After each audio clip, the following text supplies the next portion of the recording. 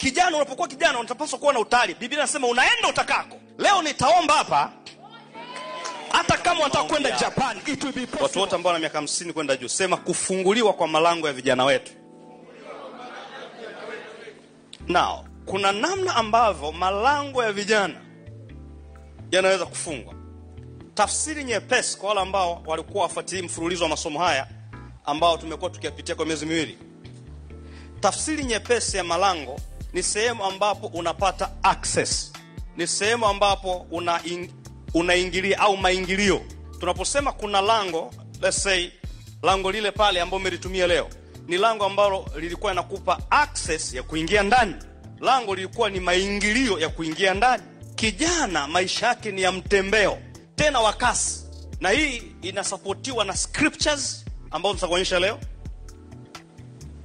Maandiko haya nitaka kuonyesha leo yanaonyesha kwamba kijana anapaswa kuwa na free movement. Anatakiwa kuwa na free access. Malango haya ni sehemu ya kuingilia kokote penye opportunity, kuingia mahali kokote penye faida, kuingia kwenye eneo lolote ambalo lina hatima. Lakini malango haya yanaweza kufungwa na pakawa na no access. Malango kijana yanaweza kufungwa. Na ngoja niwaambieni, watu wengi hata leo wanaoharibikiwa uzeeni au ambao wanasafa kiuchumi na mambo mengine, malango yao wengi yalifungwa wakati wa ujana. Huu ujumbe ni maalum sana kwa kijana uliyeko hapo unanisikia. Na ni ujumbe maalum sana kwa kijana unaoangalia kwa njia TV na unanifuatia kwa njia mitandao ya kijamii. Very important message to you. Lakini kuna debate ya kijana ni nani. Sitaki kudili sana hapo, huwa mara nyingi nishaeleza. Inategemea unachukua tafsiri ipi. Kijana unaweza kumwangalia katika issue ya age, lakini tunaweza kumjua kijana kwa kumwangalia katika issue ya nguvu kwa mujibu wa Biblia. Kwa age na pia tunatofautiana, inategemeana unaangalia age kwa kuangalia mfumo wa magharibi au mfumo upi. Lakini generally utakuta unaposema vijana utakuta wana range maybe kuanzia 18 anapokuwa mtu mzima anahesabika ni kijana, na kwenda tukijumlisha either utamaduni wa magharibi, either utamaduni wa China au utamaduni wa Afrika, wote utakuta vijana wana range kwenye 18 mpaka 40. Hao wote ni vijana. Lakini ukija katika utamaduni wa Kiswahili, mtu akishaoa eti sio kijana. Mtu akishaoa au kuolewa au akishazaa. Sasa mimi situmii utamaduni huo. Mimi zaidi natumia utamaduni wa vitu viwili, either age, lakini pia naangalia mtu ambaye bado ana nini? Ana nguvu. Na hii pia inategemea na life expectancy now. Kwa sababu life expectancy ya Afrika imeshuka. Watu sasa hivi wanaanza kuwa wazee wakiwa na 30. Lakini hebu nimweke kijana katika age ya 18 to 40. Kwangu mimi that is a young man. Tukitoka 40 tukaenda mpaka 50 something, nasema huyu ni mtu mzima. Akishaanza 50 something kwenda juu au 60, tunasema huyu nani? Mzee.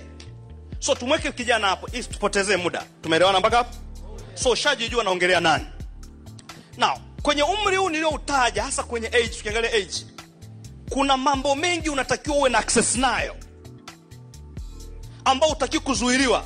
Let me give you a scripture. Hii ndo andiko la muhimu na kila mtu aliangalie, na aliongea Yesu. Yesu aliongea andiko kama ilivyo kawaida na inapaswa kuwa hivyo. Lakini pamoja na kwamba Yesu alisema hivi, bado kuna watu hawafanani na ile andiko na ni vijana. Yohana 21:18 akasema, ambaye ni nani alisema? Tuseme wote, nani alisema? Yesu. Yesu akasema, amini amini na kuambia, wakati ulipokuwa kijana ulikuwa ukijifunga mwenyewe na kwenda utakako. Ishi hapo. So Yesu alikuwa anaongea na Petro, anasema umri wa ujana ni ujana ambao mtu anajifunga. Neno kujifunga maana yake ni kujiandaa, maana yake ku take off. Sasa kwenye ndege wanaposema fasten your seat belt, maana yake wanakuweka tayari kufanyaje? Ku take off, kuondoka. So anachozungumza anaposema kijana uko ukijifunga, maana yake una utayari. Biblia inasema unaenda utakako. Leo nitaomba hapa, hata kama unataka kwenda Japan, it will be possible. Hatuwezi kuwa na vijana ambao unamuuliza una passport, hana passport. Wakati Yesu anasema ukiwa kijana unatakiwa uende unakotaka. Ndio maana ukienda kitabu cha Mhubiri anaandika mambo mengi, anasema kijana, uyatimize mapenzi ya ujana wako. Maana yake desire. Maana kuna wakati unaokuja ambao utakuwa na desire but you can't fulfill it. But uko kwenye age ambao unatakiwa desire kitu na kiwe. Nataka kuingia kwenye madini, ingia. Upande usina watu wa madini. Yes. Nataka kuwa na supermarket, uwe na supermarket. Oh yes. I want to preach, now preach. Oh yes.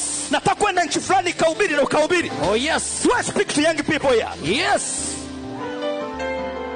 So Yesu anasema Ukiwa kijana unatakiwa uende unakotaka. Listen, mtu yoyote asitokee magharibi, mashariki, kusini wala kaskazini kwa injili yake ina yote kumkatisha tamaa kijana na kataa kwa jina la Yesu aliye. Oh yes. As long kwenye age ya vijana. Na Biblia inasema vijana wana nguvu. Leo nakuongezea vijana wana access ya malango. Oh yes. Utaingia malango ya mafanikio. I receive. Oh, sio ni mkono wa kijana. Wangapi ni vijana hapa? Wangapi? Hata wazee wamekataa kuwa wazee. Now this special for youth. This special for young men, young women. I want to encourage you. Oh yes. Tangu Ijumaa nilikuwa natia moyo. Yes. Msikatishwe tamaa na yoyote. Yes. Hata kija nabii akakupa unabii, akakwambia I see don't make it, mwambie nabii wewe hujaandika maandiko. Maandiko yanasema mimi kama kijana najifunga utayari, naenda nitokako. Yes. Naenda nakotaka. Yes. Wewe una a spiritual visa. Mashaka takabaya. I receive. I'm talking to you, una spiritual visa. Oh yes. You need to go anywhere you want to go. Nataka kijana mwenye ambition kusema nataka kuwa mwanasiasa ambaye nitasimama na kukomboa nchi hii. Ni kuombea leo utaenda bila kuzuiliwa na yote. I receive. Sio wachawi. Yes. Sio watu wanaohonga. Yes. Sio wasiojulikana. Yes. Sio watu wenye roho mbaya. Yes. Sio watu wenye roho mbaya. Yes. They will never stop you in the name of Jesus. Kama ni kijana nyoa mkono sema I am unstoppable. I am unstoppable. Nobody can stop me. Nobody can stop. Alafu angalia mbele sema hey! Hey! Give me a way. Give me a way. Leo ni ibada ambayo nitaombea vijana. Oh yes. Heri kijana aliyekuja hapa. Heri kijana aliyekuja leo. Mwambie mwenzako rasha kata. Perus kabahia. Hizo ni lugha zetu za vijana. Aha. Vijana wanajua tunachokisema. Yes. Wale wanatushangaa. Yes. Kijana mwambie mwenzako karus. Masuve. Kaprakadia. Woo! Are you ready? Are you ready? Are you ready? Oh yes. Are you ready? Yes. Be seated. Kiona mtu anakaa alafu anashika mgongo nauma, sio kijana mwenzetu. Na wengine vijana wazee kazi yenu kusikiliza. Na kazi yenu kuombea atakayosema. Kwa maana vijana wengine ni watoto wenu. Lakini nataka leo mjue malango ya vijana yanafunguka. Leo nitaongea kwa mamlaka. Leo nitaongea. Yes. Kwa mamlaka ya jina nani? Yes. In the name of Yeshua Amashia. Yes. Kwamba ni nani anamekuwekea uzibe? Malango ya vijana Yesu anasema wanatakiwa waende watakako. Unaenda utakako. I receive. Nani anakuwekea uzibe wa kupata ajira? Nani anaweka uzibe usubiri injili? Hata kama ni mchawi. That which must die. Oh yes. Hakuna mchawi kuzuia. Yes. Naongea na wazee sijui. Lakini kama ni kijana ningeona mkono wako kusema oh yes. Oh yes. Naudisha andiko. Amina naambia na kuambia wakati ulipokuwa kijana ulikuwa ukijifunga mwenyewe na kwenda utakako. Wewe sasa unaenda unakotaka. Anachokizungumza hapa hasemi ulikuwa ukienda na kufanya vitu vibaya. Anachokizungumza ulikuwa una uwezo kwenda mahali kokote ukafanikiwa na ulikuwa inakuwa possible.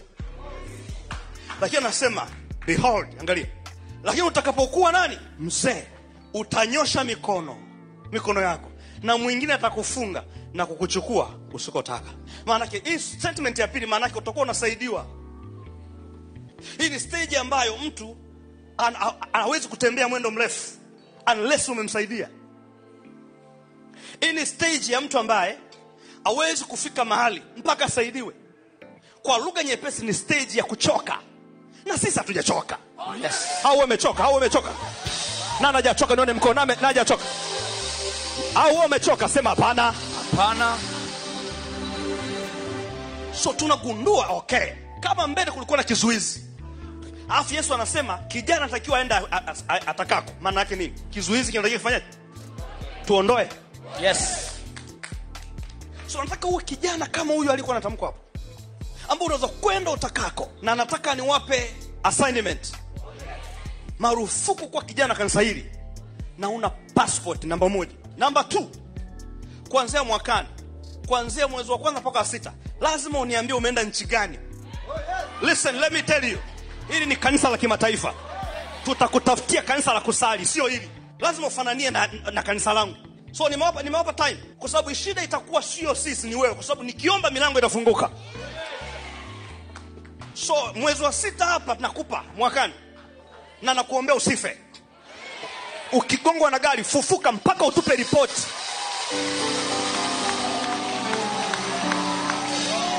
Nataka mkasome nje. Yes. Kafanye biashara nje.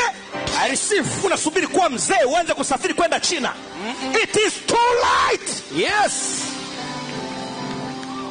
Kaya baya. I receive. Peruska pakatakatia. I receive.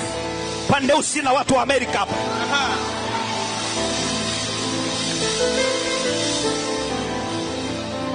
So nimewapa assignment.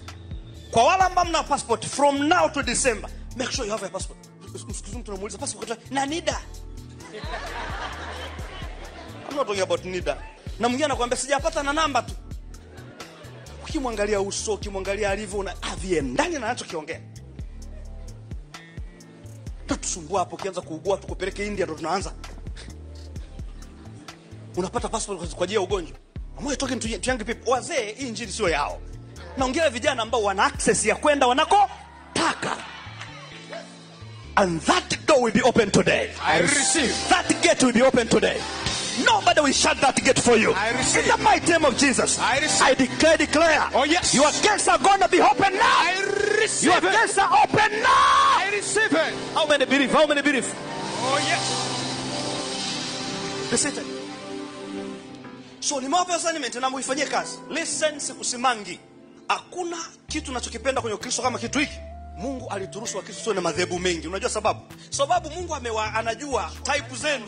Make sure kanisa unalosali type yako. Usiwahukumu wachungaji wa watu. Kama mchungaji anataka watu wavae madela na wewe umekaa kidela, kajiunge. Yule mchungaji yuko sahihi kwa sababu yeye ameitwa kwa watu gani? Wa madela. Kama mchungaji kanisa lake anaambia watu wakate vipala wanawake, nenda kwenye Kipala Ngoto International Church. Hapa kwangu unatakiwa usuke vizuri na nywele ziwe ndefu hapa. Sawa? Kama ni mgeni wa Kipara, karibu kanisani atukuhukumu. Baada ya miezi miwili nywele zirefuke. Zinakatika, toeka mafuta. Azioti tunakuweka kwenye pipa siku 3. Zitaota tu.